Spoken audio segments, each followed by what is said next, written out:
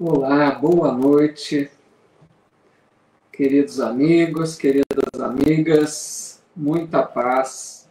Sejam bem-vindos para o nosso estudo das quartas-feiras, dando prosseguimento ao estudo do Evangelho segundo Mateus. Hoje, dia 4 de dezembro, estamos aí caminhando para o final de mais um ano. Deixo aqui o meu abraço fraterno a todos aqueles que acompanham esses vídeos em outros dias. Que Jesus nos abençoe a todos. Que um bom amigo espiritual possa nos envolver com sua paz, com sua luz. Que todos nós nos sintamos envolvidos por essa inspiração maior, para que a gente possa aproveitar bem desses momentos que estivermos aqui reunidos em torno do Evangelho. Lembro sempre que esses estudos ficam disponíveis em meu canal no YouTube, que é Paulo Eduardo Sampaio. Lá no YouTube temos separados os estudos por playlists. Então, cada tipo de estudo tem uma playlist própria, e dá para acompanhar mais fácil. Aqueles que quiserem, então, se inscrevam. Tem estudos lá do Evangelho segundo o Espiritismo, o Livro dos Espíritos, estudos de Emmanuel, da coleção Fonte Viva, o estudo já realizado do livro Nosso Lar, agora o livro Os Mensageiros, e também agora em andamento o Evangelho segundo Mateus. Sejam todos bem-vindos, e aqui o nosso abraço fraterno, nosso boa noite às amigas, aos amigos que já estão chegando aqui para compartilharem conosco desse momento de estudos. Nosso abraço, nosso boa noite aqui a Débora Medeiros, muito bem-vinda, Débora. A Ercília Machado, a Sandra Paulino, a Lourdes Galvani, a Zuleide Carvalho, muito boa noite. Conchita Bush, a Helena Neves, tudo bem, Helena? Aqui também a Zenaide de Assis Alexandre, a Deise Florencio, nossa amiga lá da Pensilvânia, o Ailton Cosmo Rodrigues, muito boa noite.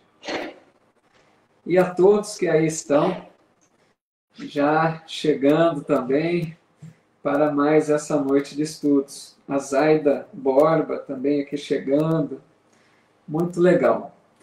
Ana Vitória, tudo bem, Ana? Aqui no Face hoje. Bem-vinda, viu? A Rafaela de Conto aqui também conosco. A Iraniso Catelli Gaspar. E assim seja, né, Helena? Muito bom. Então, pessoal, hoje nós vamos estudar aquela passagem tão marcante do Evangelho que se refere à última ceia. A última ceia, como nós sabemos, foi aquele momento derradeiro ali, né? Na véspera de todo aquele martírio, né? Do sofrimento de Jesus que enfrentaria no seu Calvário. Então, aquela última ceia foi aquele último momento que Jesus reuniu seus discípulos para, de alguma forma, fortalecer o ânimo daqueles amigos, para deixar a eles ensinos novos.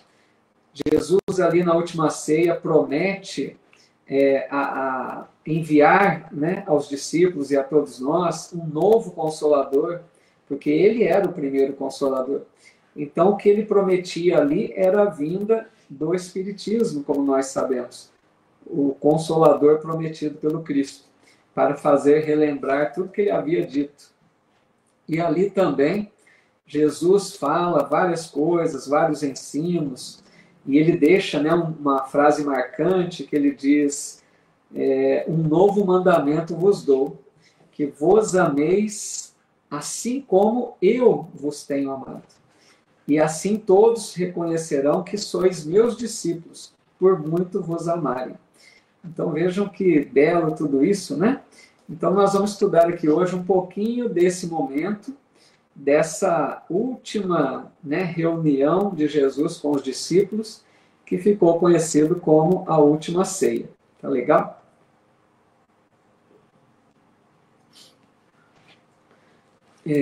Então, nós vamos partir aqui do capítulo 26, versículo 17. Deixa eu ver aqui, mais amigos foram chegando, né? A Adair Alves, Silvia Guerra, Regina Souza. Muito legal. Todos sejam bem-vindos, viu? Dileta Soares, boa noite. Então, nós vamos partir aqui do capítulo 26, versículo 17, que diz assim: No primeiro dia da festa dos pães ázimos, os discípulos aproximaram-se de Jesus, dizendo: Onde queres que te preparemos a Páscoa para comer? Ele disse: Ide à cidade a um tal homem e diga-lhe: O mestre diz, o meu tempo está próximo. Junto a ti faço a Páscoa com meus discípulos. E os discípulos fizeram como Jesus lhes ordenara e prepararam a Páscoa. Então, aqui agora que a gente vai entrar mesmo na narrativa da última ceia, tá? A Gorete Curtis também, boa noite, bem-vinda. Chegado o fim da tarde, reclinou-se à mesa com os 12, e enquanto eles comiam, disse: Em verdade vos digo que um de vós me entregará. Que difícil, né, amigos? Pensem. Jesus que conviveu ali por 3 anos com aqueles amigos, né? Aqueles discípulos amigos, uma convivência estreita, ensinando tantas coisas tão belas, né? Eles presenciando as curas maravilhosas de Jesus, momentos tão marcantes que eles tiveram, e Jesus ali naquela hora dizer isso, né? Um de vós haverá de me entregar. Deve ser algo assim difícil, né? Dentre os próximos, os amigos, aqueles que estão à nossa volta. Assim, algo que realmente foi, imagino, né? Sofrido ao coração de Jesus enfrentar uma situação dessa. Querida amiga Silmara aqui também conosco. Muito boa noite, Silmara. Muito bem-vinda, viu? Nos ajude aí enquanto ficar aqui conosco. A Silmara, que é uma grande colaboradora também na divulgação da doutrina espírita. Tem divulgado bastante aí também o seu trabalho, né? Aqueles que não conhecem, busquem conhecer o canal da Silmara, vale muito a pena, tem muitos estudos lá, uma programação muito interessante. O Edson Fukuta dizendo aqui, triste, né? Realmente. A Arnilda Klettenberg, a Lázaro Oliveira também chegando aqui conosco. Muito boa noite. Carla Martins, bem-vindas. Então, aí Jesus diz assim, o evangelista diz assim: Entristecendo-se muito, começaram a dizer-lhe, cada um deles: Porventura sou eu, Senhor? Porque quando Jesus diz que um haveria entregá-lo, né, de traí-lo, os discípulos se assustaram, né? Como assim? Aí até perguntaram, né? Serei eu? Vários deles fizeram essa pergunta. E é interessante que a gente vê uma mensagem de Emmanuel, nosso professor do Evangelho, que ele diz em uma de suas mensagens que muitas vezes nós tivemos já, né, uma postura de acusação para com Judas, uma postura de recriminação, né, colocando Judas numa posição muito inferior pelo seu ato, mas ele diz: mas quantas vezes nós mesmos temos vendido Jesus no altar do coração? No sentido, né, dessa forma de uma traição para com Jesus, se nós aprendemos com ele, se nós somos seus discípulos, quantas vezes, né, diz Emmanuel, podemos tê-lo vendido no altar do coração à caça de fortunas, diz ele, esquecendo-nos de nossos deveres, deixando falar mais alto o orgulho. Então pensemos, amigos, que ninguém tem o direito, né, de atirar a primeira pedra, como disse o Cristo também. Se alguém errou, nós todos também temos nossos problemas, nossas atitudes infelizes, equivocadas. Então, nós temos agido muito mal também perante Jesus, perante seus ensinos, por tudo aquilo que nos oferta. Muito provavelmente, nós não tem correspondido ao investimento amoroso do Cristo sobre todos nós. Que pensemos nisso também, né? Obrigado, Silmar, assim seja. Caminhamos juntos aí, né? Vamos tentando compartilhar um pouquinho das nossas possibilidades, né? Então, o Ailton diz, aqui em São Paulo, Judas é muito lembrado no bairro do Cambuci. É aquela ideia, né, de aquele boneco que muitas vezes se faziam, né? E nós sabemos, pela informação da doutrina espírita também, que Judas é um espírito já redimido, já comentamos isso, né, em outros estudos. Judas é um espírito que já voltou à equipe de Jesus para auxiliá-lo nesse trabalho, já enfrentou, né, suas reencarnações expiatórias, já conseguiu se libertar daquela culpa, né, de todo aquele erro, que na verdade Judas foi mais que ingênuo, né, poderíamos dizer. Ele imaginava, com a sua atitude, colocar Jesus no comando, achava que Jesus era um pouco devagar, vamos dizer assim, né? Ele quis apressar as coisas, imaginando que Jesus teria um reino realmente na Terra. Então, a hora que ele percebe o seu equívoco, o seu engano, ele vai e tira a própria vida, né? Então, mas fica a lição para todos nós. Pensemos também se muitas vezes também nós não estamos, de alguma forma, né, vendendo Jesus, traindo a sua confiança. Aí diz assim, em resposta disse, o que mergulhou a mão na tigela comigo, esse me entregará. E aqui também, outra mensagem de Emmanuel, né? O Emmanuel, nós sabemos que cada versículo, uma palavra, 2, 3, às vezes ele usa ali para desenvolver uma lição. Então, com relação a essa questão da traição de Judas, né? Do que Judas, da forma como ele agiu para com Jesus, diz o Emmanuel também que muitas vezes nós precisamos estar preparados, porque muitas vezes a calúnia, o erro, a acusação para conosco parte do nosso núcleo mais íntimo às vezes. Porque vejam, Jesus convivia ali com os discípulos, né? Naquela relação bonita de fraternidade, de amizade por 3 anos. Então eram ali amigos verdadeiros, né? Conviviam, aprenderam tantas coisas maravilhosas. E partiu dali, daquele núcleo, né? Aquela traição. Então aqui o Emmanuel aproveita para nos preparar também para muitas situações difíceis da vida, que muitas vezes essas situações difíceis não vêm de fora, não vêm daqueles que não convivem conosco. Muitas vezes surgem do próprio núcleo familiar, no núcleo de amigos.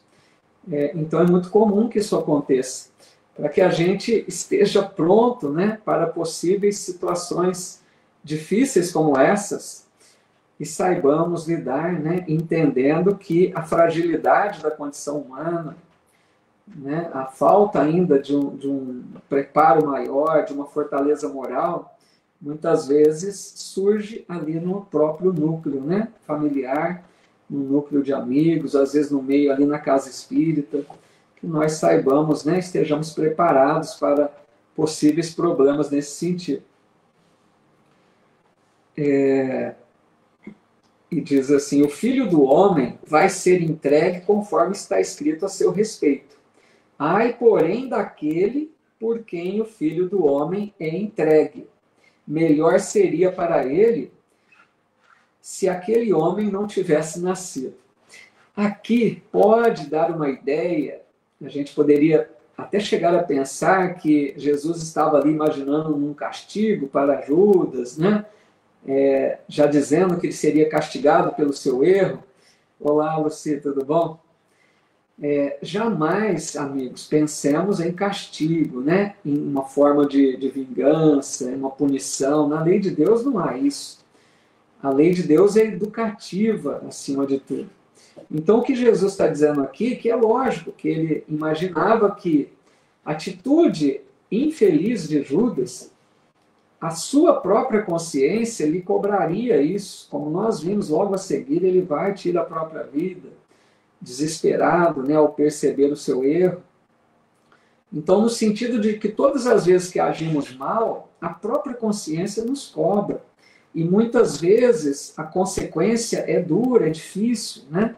Então, para a gente perceber que a gente precisa tomar um cuidado a interpretar algumas frases, algumas falas, para que não tenhamos uma interpretação equivocada, né? Deixa eu ver aqui, a Silmara Mello está colocando. O Emmanuel nos lembra que a indulgência é a outra face da caridade. E percebemos o quanto precisamos nos colocar mais no exercício da indulgência para com todos, né? Não julgar, não criticar as ações do outro. Que legal, né? Nossa amiga Silmara contribuindo aí muito, uma colocação muito pertinente, né? Da questão da indulgência, que é o que muito precisamos nos dias atuais e sempre.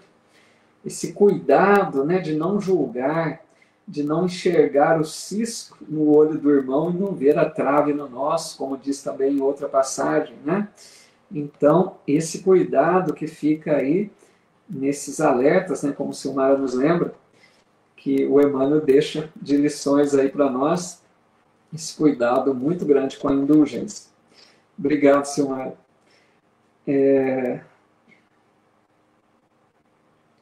Em resposta, Judas, que o estava entregando, disse: porventura sou eu, Rabi? Ele disse: tu disseste. Lógico que Jesus sabia quem era, né? Jesus, na sua capacidade de espírito crístico, né? Jesus há muito tempo já estava dizendo da sua crucificação. Jesus sabia tudo que estava ali por acontecer, com aquela visão de futuro, essa presciência, né? Essa capacidade de enxergar além. Mas é lógico que Jesus não ia dizer a ele, né? Jesus diz apenas: tu disseste. Quem sabe para que ele repensasse mais uma vez, para que ele fosse alertado, né? Será que eu devo fazer? Judas estava tendo ali as últimas oportunidades de repensar a sua decisão infeliz. Enquanto eles comiam, depois de tomar o pão e o abençoar, Jesus o partiu, deu aos discípulos e disse: tomai, comei, isto é o meu corpo. Então aqui nós sabemos, nessa passagem do Evangelho, que, como Kardec bem coloca lá no Evangelho segundo o Espiritismo, lá na introdução do Evangelho segundo o Espiritismo, Kardec fala que os evangelhos poderiam ser divididos em 5 partes, 5 matérias, ele diz. Uma dessas matérias seria as palavras que a igreja usou para formalizar seus dogmas, né, seus rituais. E aqui é uma delas. Quando Jesus faz esse movimento, né, do simbolismo de pegar um pão e dizer: aqui é o meu corpo, tomai e comei, nós sabemos que a igreja instituiu, né, o sacramento da Eucaristia, que é um momento bonito. Fui católico também, um momento ali de culminância, né, da missa. Então, nós sabemos desse momento. E aqui, vamos trazer a nossa interpretação, de acordo com a visão espírita, né, que Jesus está usando do simbolismo desse pão para dizer que aquele pão representava seu corpo. E nós aprendemos com a doutrina que o corpo de Jesus, o que ele está deixando que seria um alimento, seriam os seus ensinos, o corpo de sua doutrina, né? O Evangelho. Então, o Evangelho é como o pão vivo que Jesus deixou para saciar a nossa fome, né? Para alimentar a alma. Então, o Evangelho de Jesus é esse pão, né? Que desceu do céu, como diz em outra passagem também. Então, esse simbolismo que Jesus faz de pegar o pão e dizer: eis o meu corpo, tomai e comei, para que nós sempre tivéssemos essa lembrança de que o seu evangelho é o alimento para a nossa alma. Que nós buscássemos esse pão da vida, né, e nos alimentássemos, porque o evangelho é o alimento da alma. Depois de tomar um cálice e dar graças, deu a eles, dizendo: bebei dele todos vós. Então, depois Jesus pegou o cálice, para simbolizar ali agora o seu sangue, né? Porque o pão representava o corpo, e o sangue representando, dizendo, esse é o meu sangue, né? No vinho ali representando o seu sangue. E aqui é interessante que Jesus, o evangelista diz, né, depois de tomar o cálice e dar graças. Então aqui o Emmanuel também muito atento a cada detalhe, né? A hora que diz que Jesus fez ali como se fosse uma ação de graças, né? O Emmanuel tem uma outra lição que ele comenta isso também, dizendo que nós aqui na Terra temos também nossos momentos de render graças, de agradecer, né? Mas geralmente nossos momentos de ação de graças é num momento de muita alegria, de uma festividade, pela conquista de algo que gostaríamos muito e alcançamos, né? Por comemorar ali uma conquista, uma vitória. Então a gente faz um momento de ação de graças, né? De agradecer. E vejam que Jesus está fazendo essa ação de graças no momento mais difícil, ali na véspera do seu martírio, do seu sofrimento, do seu calvário. E o Emmanuel registra isso para nós, né? Nesse sentido de que Jesus estava como que ali naquele momento agradecendo a Deus pela possibilidade de confiar plenamente nele, porque Jesus ali deixaria a maior lição para a humanidade terrestre. O seu exemplo da morte na cruz foi uma das maiores lições de amor, o testemunho do seu sacrifício, né, do seu amor extremo por todos nós, aceitando com toda aquela ingratidão, com toda aquela maldade nossa, né, da humanidade. E Jesus ali acendeu, como diz Emmanuel, naquele monte, né, onde estava a sua cruz, ali acendeu a maior luz, diz Emmanuel, que jamais se apagaria, a luz do testemunho, do sacrifício por amor. Então, Jesus faz esse momento de ação de graça, agradecendo a Deus, porque ali era um momento marcante de dor, de sacrifício. Mas quanto esse momento iria marcar nossas vidas, né, por todo sempre. E aí ele diz: pois este é o meu sangue, o sangue da aliança, que é derramado por causa de muitos, para perdão dos pecados. Então ali Jesus faz o simbolismo, né, do vinho como se fosse o seu sangue, o sangue que seria derramado por amor a nós. Mas aqui, amigos, também cabe um outro esclarecimento, né, que nós aprendemos, porque alguns outros irmãos, né, com todo o respeito que nos merecem, entendem que o sangue derramado de Jesus teria sido para apagar os nossos pecados, para nos livrar do erro, do pecado, né, do pecado original. E nós aprendemos com a doutrina que não é nesse sentido. Jesus não veio para apagar os nossos erros. Aquele sacrifício do Cristo, da sua doação, do seu testemunho, no sentido de nos ensinar o caminho, de nos libertar do erro, da ignorância, do desconhecimento das leis divinas. Então Jesus veio mostrar que o amor atinge culminâncias, que se doa em favor do outro, né?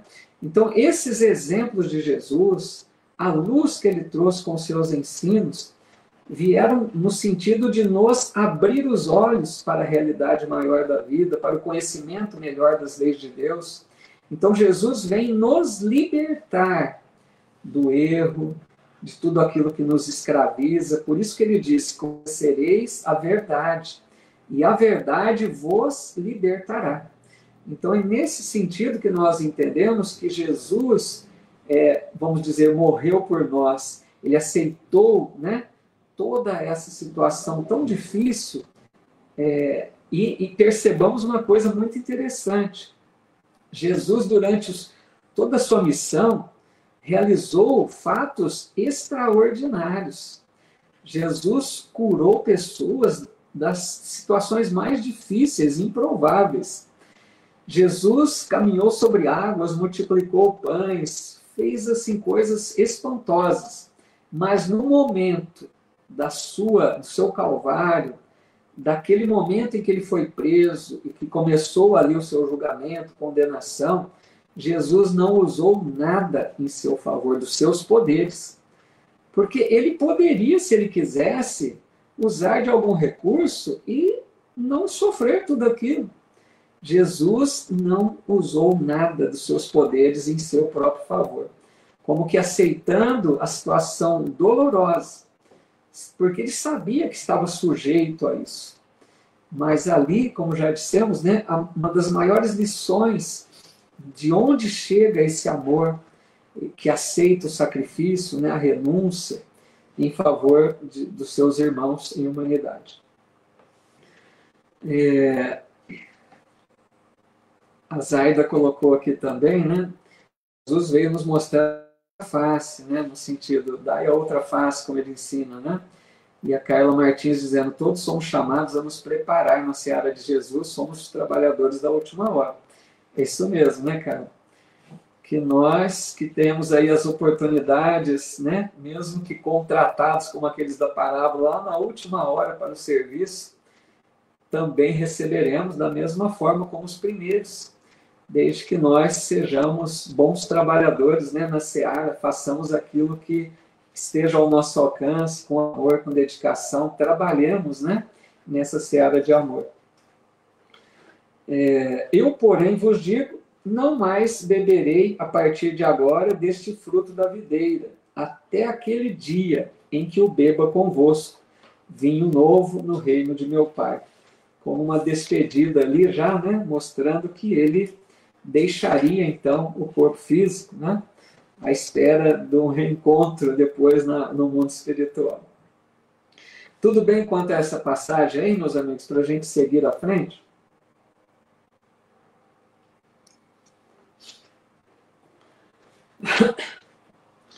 Agora nós vamos aqui à predição da negação de Pedro, capítulo 26, versículo 30, que diz assim, beleza, Gorete, então tá bom. Depois de entoarem salmos, legal, pessoal, obrigado aí pelo retorno, tudo bem, né? Não é uma dúvida. Volto aqui, aproveito, meus amigos, para mais uma vez reforçar, né? De repente alguém aqui pela primeira vez, esse estudo, apesar de estarmos já quase à conclusão do estudo, né? Gosto sempre de deixar muito claro que não é um estudo aprofundado do Evangelho. Nós sabemos que existem estudos, né, dos NEPs, os miudinhos, aqueles estudos que demandam um tempo muito mais longo, analisam cada versículo com muito tempo, né, analisando ali todas as questões culturais, de contexto. Então, assim, meu propósito aqui era um estudo um pouco mais rápido, né, um pouco mais superficial, apenas para despertar um pouco mais o interesse e até um pouco do conhecimento, né, mais ou menos básico, para que a gente, pelo menos, tenha uma visão geral do Evangelho. Mas não é um estudo, né, aprofundado, como outros existem, que estudam, né, muito mais detalhadamente o Evangelho. Tá legal? Então, capítulo 26, versículo 30. Obrigado, Helena, muito legal. Depois de entoarem salmos, saíram para o Monte das Oliveiras. Então Jesus lhes disse, todos vós, nesta noite, vos escandalizareis em mim, pois está escrito, ferirei o pastor e as ovelhas do rebanho serão dispersadas. Então aqui, Jesus dá aquela ideia já de que ele sabia que no momento crucial, naquele momento que ele seria preso, que estava ali prestes a ocorrer, que os discípulos debandariam, né? Iriam fugir assustados, amedrontados. Então ele usa esse termo, né? Escandalizareis em mim, ou seja, eles seriam tomados de um pânico ali e fugiriam com medo, né? Quando vissem Jesus preso. E isso aí já era até havia lá aquela profecia, né? Ferirei o pastor e as ovelhas serão dispersadas. Quantas, né, profecias haviam sobre até detalhes, pontos ali, simples até da tarefa de Jesus, e já estava tudo isso muito bem profetizado muito tempo antes, né? Que legal, fico muito feliz aí. Obrigado, Arnilda, Helena e as outras amigas aqui dizendo, né, que o estudo, mesmo simples, tem colaborado aí, né? Fico feliz. Muito obrigado, viu? Mas, depois de ser levantado, ou seja, que Jesus se refere àquela chamada ressurreição, né? Depois do terceiro dia que ele seria ressuscitado, né? Ressurgiria em espírito.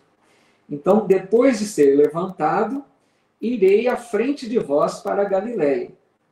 Em resposta, Pedro lhe disse: se todos se escandalizarem em ti, eu nunca me escandalizarei. Aqui a gente vê aquele Pedro, né? Obrigado, Luiz. A gente vê aquele Pedro bem de início, né? Mesmo apesar dos 3 anos da convivência, nessa hora, ele ainda não estava convertido. Porque nós vemos que Jesus tem uma fala, né?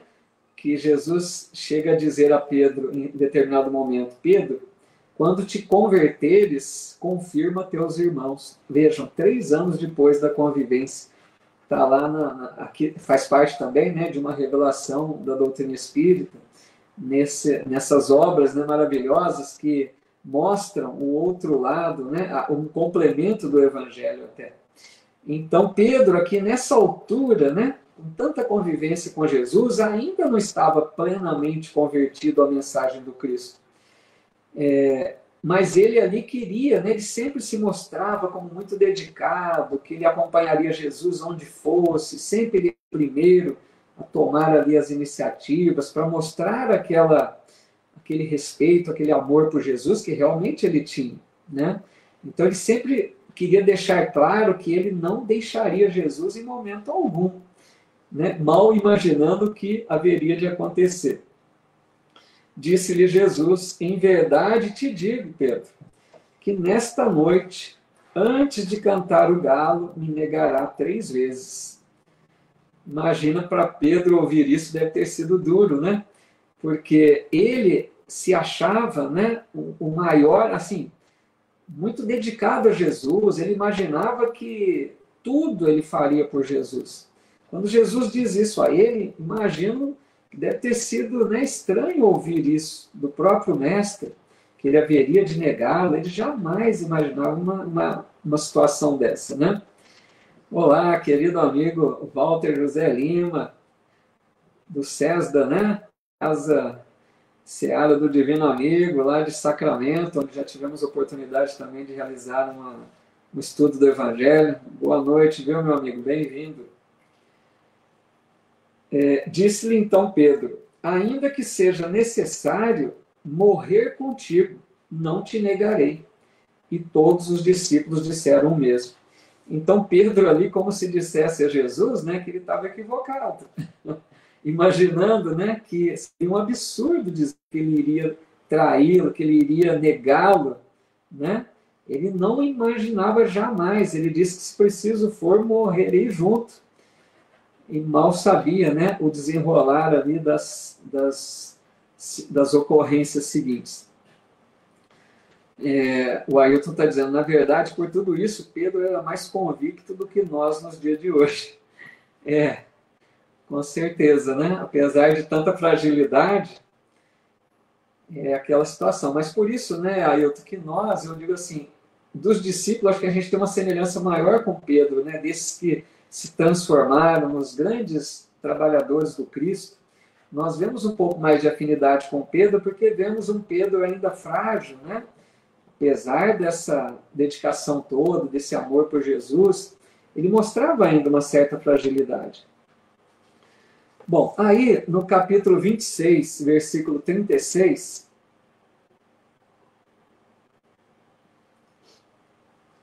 diz assim: então Jesus vai com eles a um lugar chamado Getsemane e diz aos discípulos: sentai-vos aqui, enquanto vou orar ali. E tendo levado consigo Pedro e os 2 filhos de Zebedeu, começou a entristecer-se e a angustiar-se. Então, é aquele momento que Jesus ali, bem no momento que antecede a prisão dele, né? Ele vai nesse monte, né? Primeiro ele vai ali no Monte das Oliveiras e nesse lugar chamado Getsemane, onde ele vai para orar, né? Ele leva os 3 discípulos, Pedro, Tiago e João. E é interessante que nós vemos no Evangelho vários momentos que diz que Jesus leva consigo Pedro, Tiago e João, como naquele momento também da transfiguração, quando ali aparece Moisés e Elias, né, materializados, né? Então a gente dá a entender que Pedro, Tiago e João funcionavam ali como médios, né, de efeitos físicos. Tudo leva a crer, né? Pode ser, porque eles estavam sempre presentes com Jesus nesses momentos mais, né, de alguma ocorrência ali. Então Jesus pede a eles, né, que aguardasse que ele iria orar. Então lhes diz: minha alma está cercada pela tristeza até a morte. Permanecei aqui e vigiai comigo.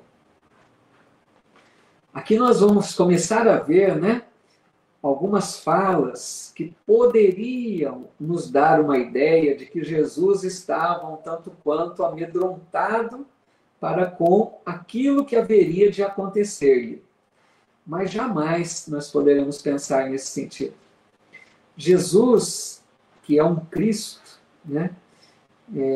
O Cristo, um Espírito, tem uma fortaleza moral, tem uma capacidade que nós estamos longe de imaginar, né? Jesus jamais iria fraquejar no momento ali de um testemunho que ele sabia que estava muito propenso de acontecer, ele sabia disso, né? Um espírito altamente ligado a Deus, que ele e o Pai eram um, como ele dizia. Então, jamais pensemos que neste momento derradeiro ali, essa fala de Jesus pudesse dar uma ideia de que ele estivesse temeroso, amedrontado, né? Jesus estava muito mais preocupado era conosco, por tudo aquilo que haveria de acontecer para com a humanidade, diante dos nossos equívocos, dos nossos erros, né? Então Jesus pede para que eles vigiassem, que ficassem ali acordados enquanto ele iria orar. E indo um pouco adiante, prosternou-se, orando e dizendo: meu Pai, se for possível, passa de mim essa taça. Contudo, não seja como eu quero, mas como tu queres. Em outras traduções, diz mais ou menos assim: Pai, se for possível, afasta de mim esse cálice, mas que seja feita a sua vontade e não a minha. Aqui que a frase, né, que muitos podem interpretar, que Jesus estava pedindo para que Deus o livrasse daquele sofrimento que estava por enfrentar a partir daquele momento. Afasta de mim esse cálice. Retira, né, esse sofrimento, essa dor. Mas não podemos pensar isso, jamais, eu creio. Por tudo que conhecemos de Jesus, de um Cristo, né? Tudo mostra que naquela hora Jesus estava muito mais, a gente vai aprendendo isso com os estudos, né, pela doutrina espírita, que tudo indica que Jesus estava dizendo no sentido do seu sofrimento, da sua dor, de imaginar o quanto aquela humanidade, nós haveríamos de enfrentar situações dolorosas. O simples momento ali daquela crucificação, daquela condenação injusta, daquela atitude, né, tão assim, injusta mesmo para com ele, né, devolvendo todo o amor que ele nos ofertou com aquela ingratidão, com aquela revolta. Então, quanto que haveria de sofrer essa humanidade agindo tão mal, fazendo escolhas tão equivocadas, não reconhecendo, né, as suas lições de amor que ele ofertou por tanto tempo. Então, ali, a dor de Jesus naquela hora era por nós mesmos, pela humanidade, de imaginar o quanto haveríamos de sofrer ainda por tantos erros, tantos apegos, tantos equívocos, não só naquele momento, mas também do futuro. Quantas ocorrências tristes, né, a humanidade foi analisando no passar do tempo, as trevas da Idade Média, como se Jesus, vendo ali, né, uma visão de futuro, quantas dores nos aguardariam pelo futuro. Então, esse cálice, né, é como se Jesus estivesse vendo as dores que os seus filhos, Jesus tinha a todos como filhos, né? Somos irmãos, mas filhos no sentido assim, de tutelados, né? Daqueles que ele cuidava com tanto carinho, nos conduzindo à conquista do reino de Deus. Então, Jesus vendo tudo que seria o desenrolar da humanidade, como se ele pedisse, né, nesse sentido, de nos ajudasse a nos livrar de tanto mal. Não que afastasse, retirasse ali, né, o sofrimento que ele haveria de enfrentar, que ele estava muito sereno diante de tudo isso.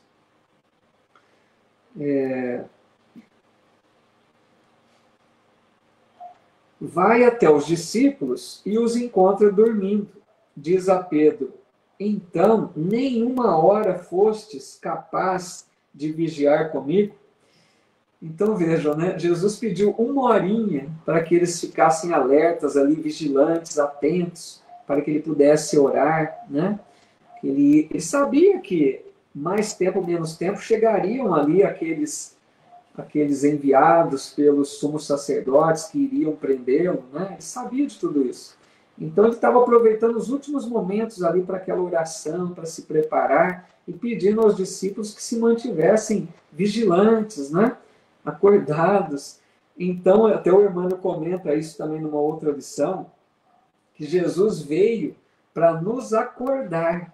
Olha o simbolismo interessante que ele usa. É como se Jesus viesse nos despertar do sono da alma. Quantos de nós ainda dormem? Quantos na humanidade ainda dormem o sono da alma? Não despertaram para a realidade maior da sua essência espiritual, do que é realmente a vida, a criação, as leis divinas. Quantos que vivem apenas uma vida apenas fisiológica, né? Então, o Emmanuel diz, se nós não podemos permanecer vigilantes com eles nem uma hora, como querer a divina união com ele para a eternidade? Então, nesse simbolismo, né, será que nós nem em algum tempo não conseguimos nos manter vigilantes, né, unidos a Jesus, atentos para com suas mensagens, zelosos por trazer o seu ensino para a nossa vida? Se a gente não consegue nem por uma hora, nesse simbolismo de um tempo pequeno, como queremos nessa união por toda a eternidade ainda? Então precisamos avançar nesse sentido, desenvolvermos uma fortaleza maior, uma comunhão maior com Cristo, né? Olá, Rose, bem-vinda, viu? Qualquer hora é hora. E a todos que foram chegando aí, sejam todos muito bem-vindos. Ana Lúcia está dizendo aqui, na verdade, essa é a primeira vez que ouço uma explicação assim tão clara, porque sempre fomos levados a pensar, só um minutinho que rolou a tela aqui, sempre fomos levados a pensar que Jesus era o mártir imolado, sofredor, que ele passou por tudo isso para nos salvar.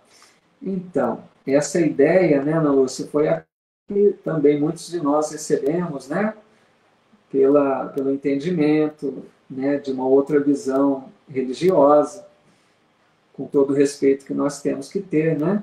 Mas creio que a doutrina nos abre a mente para essa ideia desse amor maior de nos libertar do erro, né? Dessa doação amorosa, para que a gente compreenda para que nós consigamos realizar a nossa salvação própria, né? Porque salvação em espiritismo é alcançar um estado de consciência pacificada, de evolução espiritual. Então, quando a gente consegue receber ensinos que nos ajudam a transformar a vida para melhor, uma vida mais voltada de acordo com as leis divinas, então aí sim nós estamos em busca da nossa própria salvação, né? Então Jesus vem nos salvar, sim, da ignorância, do erro, da escravidão aos apegos, de tudo aquilo que é material, de tudo aquilo que nos prende, né? As coisas inferiores, a matéria. Então Jesus vem nos salvar no sentido de abrir nossos olhos, de nos ensinar o caminho que conduz ao reino de Deus, né? Então, nesse sentido muito mais amplo, é essa contribuição grandiosa que Jesus veio nos ofertar, né? Deixa eu ver aqui se tem mais alguma. O Ailton também está dizendo, né? Isso me faz lembrar muito de nós dormindo em momentos de orações ou em palestras, caindo no sono, sem falar no cotidiano, sem ligação nenhuma com o transcendente. Pois é, né? Às vezes a gente desperdiça momentos preciosos, né, Ailton? Até mesmo numa palestra, né? Mas a gente sabe, infelizmente, também, às vezes, até ação de espíritos ainda, né, mais atrasados, que não querem que nós conquistemos aí um conhecimento maior. Então, sim, várias situações, mas nós temos realmente temos que despertar, né? Estarmos mais ativos, interessados, buscar aquilo que nos convém. É um despertamento, né, que nós recebemos com Jesus. Ele veio nos abrir os olhos, né, para essa realidade maior, porque já tínhamos condições, mínimas que seja, de esse progresso, né, desse avanço. Porque o Emmanuel, ele também nos explica que nesses 3 momentos das revelações, né, com Moisés, com Jesus e com o Espiritismo, nós estávamos, né, em estágios diferentes de evolução. Lá na época de Moisés, éramos ainda a infância espiritual. Com Jesus, ele diz que seria a nossa maioridade. E com a revelação espírita, já a nossa maturidade espiritual. Não no sentido da prática, né, que ainda não temos, mas no sentido do entendimento, já tínhamos maturidade para compreender melhor tudo isso. Aí a gente vai vendo como que as coisas se encaixam, né? Deixa eu ver aqui onde eu parei.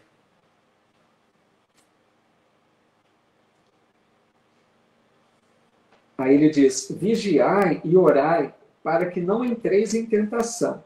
O espírito está pronto, mas a carne é fraca.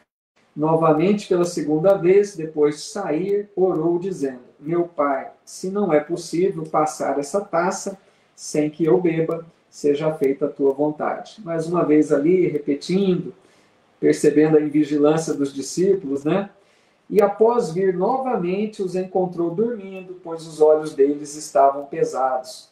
Deixando-os novamente, afastou-se e orou pela 3ª vez, dizendo a mesma coisa. Então vai até os discípulos e lhes diz: dormi o restante e descansai. Eis que está próxima a hora, e o Filho do Homem está entregue nas mãos dos pecadores. Levantai-vos, vamos, eis que se aproxima aquele que está me entregando. Então, esse momento aí, né, que nem uma horinha os discípulos não conseguiram permanecer com ele, né, permanecer vigilante. E para nós trazemos essa lição. Será que estamos com Jesus, mesmo que seja por uma horinha, né, estamos dispostos a caminhar com ele, a trazer os seus ensinos para a nossa vida? Então, fica aí para a gente refletir, né, se essas atitudes dos discípulos invigilantes também não é da nossa invigilância mais constante, que muitas vezes buscamos Jesus, às vezes no momento da casa espírita, do templo, da igreja, né? Às vezes ali 1 horinha, 2 por semana que visitamos o templo religioso, a gente se mostra mais ligado a Jesus, mas e depois? E no nosso dia a dia, né? Então, para a gente perceber que devemos buscar o Evangelho, a sua vivência, 24 horas do dia. A proposta maior é essa, que nós estejamos com Jesus o máximo, né, que for possível. O pessoal tem comentado aí que tem dado umas travadas, né? Infelizmente a internet tem oscilado, né, esses dias. Aqui para mim não percebi nenhuma queda, por isso que eu continuei falando, pessoal. Mas eu sei que tem havido sim, né, algumas travadas aí.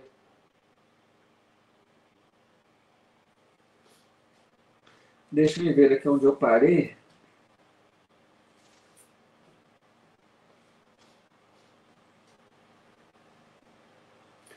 Olha, faltam 10 minutos, eu vou fazer mais um trechinho aqui, tá bom? Senão nós vamos perder 10 minutos, né? Acho que dá para aproveitar, tá bom? Peço aí a compreensão de vocês se passar um pouquinho, mas creio que não vai ser muito assim, não. Tá legal? Nós vamos ver agora aqui, fala a prisão de Jesus. Então, o pessoal dizendo que está travando, né? Deixa eu ver aqui como que está o meu sinal. Perdão. Então, meu sinal aqui está normal, viu, pessoal? Não teria o que fazer, tá? Vamos tentar terminar assim mesmo.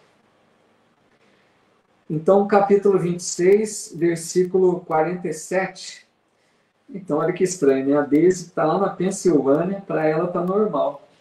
Como que é estranho, né? Então, alguns lugares, ó, Ailton em São Paulo, normal. Vamos ter que enfrentar assim mesmo, né? Valeu, gente. Então, a questão das chuvas também, né? Tem muitos lugares aí que muita chuva acaba afetando mesmo. Mas vamos fazer só mais esse trechinho aqui e a gente encerra, tá? Capítulo 26, versículo 47. Enquanto ele ainda falava, eis que veio Judas, um dos 12, e com ele uma grande turba, com espadas e porretes, vinda da parte dos sumos sacerdotes e anciãos do povo, certo? Então, aquele momento que eles chegam para prender Jesus, com Judas à frente, conforme combinado, que ele iria ali mostrar quem era, né, Jesus, para que eles o prendessem. Percebendo que essa ação partiu dos sumos sacerdotes. Eram aqueles religiosos de mais alta referência no templo, né? Não foi prisão feita pelos romanos, prisão feita pelos próprios judeus, né? Pelos sumos sacerdotes e os anciãos, aqueles mais de alta elevação lá no meio religioso do templo. Aquele que o estava entregando deu-lhes um sinal dizendo: aquele que eu beijar é esse, prendei-o. Aproximando-se de Jesus, logo disse: salve, Rabi, e o beijou. Jesus, porém, lhe disse: companheiro, aqui vens. Então, depois de se aproximarem, lançaram as mãos sobre Jesus e o prenderam. Vejam que Jesus, amigos, até nesse momento último, né, que Judas se aproxima dele para dar o beijo ali, indicando quem era que deveria ser preso, Jesus diz a ele: amigo ou companheiro, aqui vens. No sentido assim, como se desse ali o último alerta, né? Pensa, né? Por que fazer isso, né? Tipo, levá-lo a uma reflexão mais profunda daquela atitude equivocada. E Jesus, naquela hora, percebamos também que apesar, né, de toda essa forma de traição, dessa entrega, depois de tudo que ele ofertou para os discípulos, como amigos próximos, Jesus não se revoltou, não reclamou, não falou nada assim contrário a Judas, não o acusou de nada. Jesus apenas o indagou para que ele refletisse. Aqui vens, né? Para a gente ver a postura do Espírito, né? Crístico, desse Espírito que não guarda, né, como nós, ressentimentos, mágoas, aquela atitude sempre de querendo ajudar, querendo alertar, querendo contribuir para a renovação, né? Obrigado, viu, Carla? Que legal. Muito obrigado aí pelo carinho, viu? Muito legal, fico muito feliz aí com a sua mensagem. Que assim seja. E eis que um dos que estavam com Jesus, estendendo a mão, puxou a sua espada e, ferindo o servo do sumo sacerdote, tirou-lhe a orelha. Nós sabemos que é Pedro, né? Não está dizendo aqui. Ele diz aqui, um dos que estavam com Jesus puxa a espada, né, daquele que estava ali para prendê-lo e corta-lhe a orelha fora. E Jesus, então, como sabemos, vai dizer, retorna a tua espada para o lugar, porque todos os que tomam a espada morrem pela espada. Ou em outras traduções, né, embainha a tua espada, porque todo aquele que fere com a espada, pela espada será ferido. Jesus dizendo sobre lei de causa e efeito, né? Dizendo que tudo aquilo que nós fazemos, um dia volta para nós. Não em forma de castigo, isso é da lei divina. É no sentido das expiações, né? No sentido de que essa lei de causa e efeito, amigos, ela não é jamais no sentido de nos castigar, mas é de nos despertar, porque a expiação serve para nos mostrar o quanto aquela atitude foi ruim. A hora que nós sofremos aquilo que fizemos ao outro, aí nós aprendemos que aquilo não é bom, para que não venhamos a repetir aquele ato infeliz. Então, a expiação é uma forma educativa. E mesmo assim, sabemos também, pela espírita, né, que a expiação não será tão rigorosa quanto o nosso ato, dependendo da nossa renovação. Por isso Jesus disse, o amor cobre uma multidão de pecados. E o Emmanuel diz também uma frase muito interessante, que está no livro Justiça Divina, se não me engano, que ele diz assim, a expiação é medida da lei apenas para corações endurecidos. Ou seja, quando o espírito se arrepende, no mundo espiritual que seja, que está preparando-se para a reencarnação, com possibilidades de enfrentar expiações dolorosas, decorrentes das suas atitudes infelizes do passado, se esse espírito renasce decidido a transformar sua vida, a buscar a reparação com amor, ele vai atenuando a expiação. Ele vai tornando a expiação cada vez menos rigorosa. A expiação é medida da lei apenas para corações endurecidos. Ou seja, o coração que já se abrandou, que já se moldou com a lei de amor, que já está disposto a servir com amor, esse não precisa muito do rigor da dor. Então entendamos que a dor, amigos, ela tem uma função de despertar. E a dor só é necessária para aqueles que ainda não aprenderam a se renovar verdadeiramente. Quando nós já nos transformamos, fazemos esse processo de renovação íntima, a dor não se faz tão necessária. A expiação não há necessidade de ser tão rigorosa. Então aqui Jesus falava sobre essa lei. Ou pensas, né, diz ainda, ou pensas que não posso chamar meu Pai e ele não colocaria a meu dispor mais de 12 legiões de anjos. Aqui Jesus até dá aquela ideia que comentamos, né? Se Jesus quisesse, ele poderia ter 1000 recursos para se livrar de tudo aquilo que enfrentou. Os próprios anjos do Senhor poderiam ter vindo ali livrá-lo de tudo aquilo, né? Mas Jesus não usou de nenhum de seus poderes, nenhuma de suas possibilidades para se eximir, né, daquele testemunho doloroso. O Ailton está dizendo, né, pelo que estudei, Judas passou por momentos dificílimos por todas as consequências do ato praticado. Sim, né? Nós sabemos que, pela literatura espírita também, que Judas é amparado por Maria de Nazaré, mãe de Jesus, o próprio Cristo vai auxiliá-lo, né? Na dimensão de trevas, ele teve reencarnações expiatórias dolorosas, mas que ele já se redimiu, né? Já conseguiu fazer a sua redenção. Pois como se cumpriram as escrituras que dizem, deve acontecer assim? Naquela hora Jesus disse às turbas, saístes com espadas e porretes, como se procede contra um assaltante para me prender. Diariamente eu me sentava convosco, ensinava no templo, e não me agarrastes. Tudo isso aconteceu para que se cumprissem as escrituras dos profetas.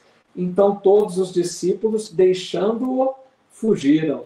Aquela ideia, né, de que os discípulos não conseguiriam permanecer ali na hora da prisão de Jesus. E assim a gente fica por aqui hoje.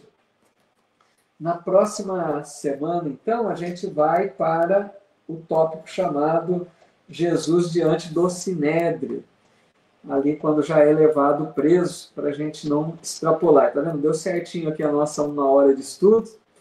Só deixando um recadinho antes que eu me esqueça, o nosso estudo dos mensageiros, para aqueles que estudam conosco, será no próximo domingo, tá? Não na segunda. Segunda participarei de uma live, que também vou deixar o convite a vocês, né? Uma live na segunda-feira, às 21 horas, com a amiga Michele Matar, no canal Lições e Conexões. Ela está fazendo várias conversas, né, vários bate-papos sobre esse momento especial do Natal, e nós vamos falar sobre caridade. Fica também o convite para vocês, tá bom? Obrigado, viu, Silmara, aqui conosco, que maravilha. Muito obrigado a todos vocês, a Edna, a Ercília. Muito obrigado pelo carinho, viu? Conchita, a Deise, Florencio, querido amigo Edson, a Zaida dizendo aqui, Deus nos dê forças para passar pelas dores e fortaleça nossa fé. Pois é, isso mesmo, assim seja. Gente, uma alegria, né? Esse momento de estudos, minha gratidão a cada um de vocês que nos honram com a sua presença, com o seu carinho, com a sua participação. Nossa gratidão ao Mestre Jesus, pelo seu amor imenso por todos nós, pelo seu Evangelho de Deus, por essa doutrina que nos ilumina, que nos consola, que nos mostra o caminho. Nossa gratidão aos amigos espirituais que Jesus permite nos envolver com sua paz, com a sua luz. Esses amigos que nos incentivam para a caminhada. Obrigado, Débora, querida amiga. Então, é muita gratidão, né, por tudo que recebemos, tantas bênçãos. Obrigado, viu, Ana Vitória? A Odete, quantas mensagens tão fraternas. A Mônica Rovigatti, o Zuleide Carvalho, o Ailton. Deus nos abençoe sempre. Silvia Guerra, querida amiga, sempre deixando uma mensagem muito, muito bela. Que Deus nos abençoe, que Deus nos envolva em sua santa paz, que tenhamos uma noite abençoada e prossigamos estudando essa doutrina, esse evangelho de luz, para que a gente prossiga com Jesus, buscando cada dia mais estreitarmos a nossa comunhão com o Mestre, né? Trazendo verdadeiramente os seus ensinos para a nossa vida. Até o nosso próximo encontro. Fiquem com Deus. Meu carinho, meu abraço. Muita paz a todos.